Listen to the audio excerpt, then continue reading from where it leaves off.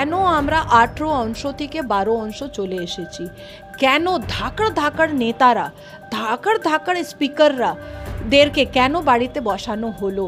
কেন এই মতন সাজিয়ে ক্যান্ডিডেটকে দেওয়া হলো যারা হেরে যাবে? কেন মানে এমন ধারণা ক্যান্ডিডেটটা দিলেন যারা হারতো সেটা সাংবাদিকও জানতো আর জনগণও জানতো।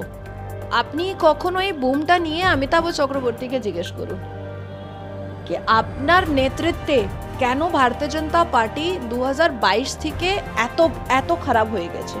আমি একজন মানে সাংবিধানিক মহিলা, আর ভারতীয় জনতা পার্টি এই পুরো ভারতের ভিতরে সংবিধানকে মাথার উপরে রেখে কাজ করে। কিন্তু যদি এই ভারতীয় জনতা পার্টির কোথাও কিছু খারাপ হবে তাহলে আমাদের মতন মহিলারা নিজের মুখটা খুলবে। এটা স্বীকার করতে হবে ভারতীয় জনতা পার্টি যা বড় বড় নেতা আছে কেন আমরা 18 থেকে 12 চলে এসেছি। কেন ধাকড় ধাকড় নেতারা, ধাকড় ধাকড় স্পিকাররা দেরকে কেন বাড়িতে বসানো হলো? কেন এই মতন সাজিয়ে ক্যান্ডিডেটকে দেওয়া হলো যারা হেরে যাবে? কেন? আজকে আপনি যদি ডেটাটা বের করে দেখবেন, মুর্শিদাবাদে আছে মুসলিম পপুলেশন 66.88%। তাহলে মুর্শিদাবাদে আপনি কেন মুসলমান ক্যান্ডিডেট দিলেন না? আর যদি এমন কোনো ক্যান্ডিডেট দিতেন যারা জাজ থাকতো, যারা উকিল থাকতো, যারা হিন্দুই থাকতো, ঠিক আছে, কিন্তু একটা পজিশন, একটা প্রোফাইলে থাকতো, একটা আনাদার আইডেন্টিফিকেশন থাকতো, তাহলে মুসলমান যা অত্যাচারিত হচ্ছে, মুসলমানও হচ্ছে অত্যাচারিত এই টিএমসির নেতৃত্বে, তারা তো মুখটা খুলে পাশে দাঁড়াতো ভারতীয় জনতা পার্টিকে না এর প্রোফাইলটা খুব বড়, আমি এর সমর্থন করব, এ জিতবে হারবে আমাকে কিন্তু বাঁচাবে। আপনারা কেন মানে এমন ধারণা ক্যান্ডিডেটটা দিলেন যারা হারতো সেটা সাংবাদিকও জানতো আর জনগণও জানতো। এই যে প্রধানমন্ত্রীর স্লোগান বা বিজেপির স্লোগানকে কার্যত ডিনাই করলেন শুভেন্দু অধিকারী। তিনি বলছেন যে নো নিট সংখ্যালঘু মোর্চা, জো হামারি সাথ হাম উনকি সাথ। এই যে প্রধানমন্ত্রীর স্লোগানকে তিনি ডিনাই করছেন, কখনো তার বিরুদ্ধেই বিজেপি থেকে অভিযোগ তোলা হচ্ছে তিনি কোনো নেতাকে সরিয়ে দিচ্ছেন, বারে বারে এই বঙ্গ বিজেপির নামে অভিযোগ উঠছে গোষ্ঠীদ্বন্দ্ব সহ বিভিন্ন বিষয় নিয়ে।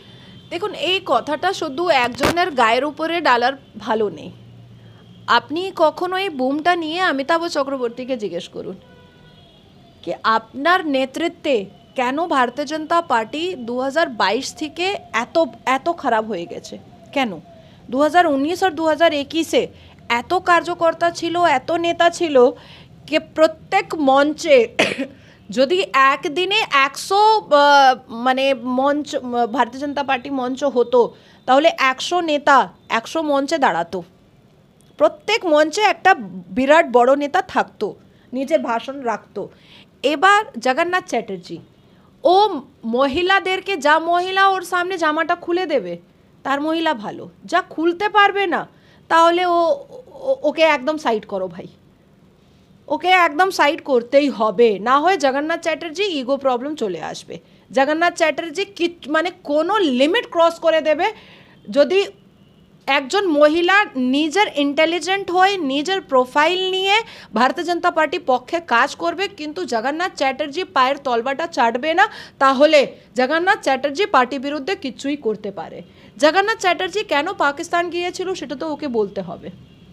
জগন্নাথ চ্যাটার্জি সম্পর্ক কেন টিএমসির সঙ্গে ভালো আছে সেটা তো ওকে বলতেই হবে। আজ বলবে, কাল বলবে, পরশু বলবে, কিন্তু বলতে হবে।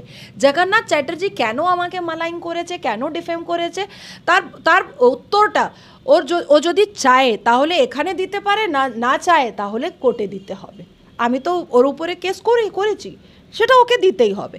দ্য থার্ড থিং ইজ কে সংখ্যালঘু মোর্চা আপনি কখন দেখে নিয়েছেন कि বাঙ্গাল বিজেপিতে সংখ্যালঘু মোর্চার উপরে কোনো দায়িত্ব ছিল? কোনো দায়িত্ব ছিল না। সংখ্যালঘু মোর্চাকে একটা ফ্রি হ্যান্ড দেওয়া হয়েছিল कि ঠিক আছে এই কাজটা তুমি করো।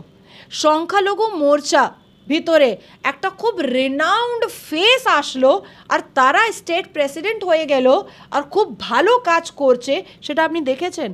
ইচ্ছা করে প্রথম থেকে সংখ্যালঘু মোর্চার ভিতরে মানে সাধারণ মানুষকে চেয়ার উপরে বসানো হলো, ওকে পদ দেওয়া হলো কি এই কাজ করতে পারবে না।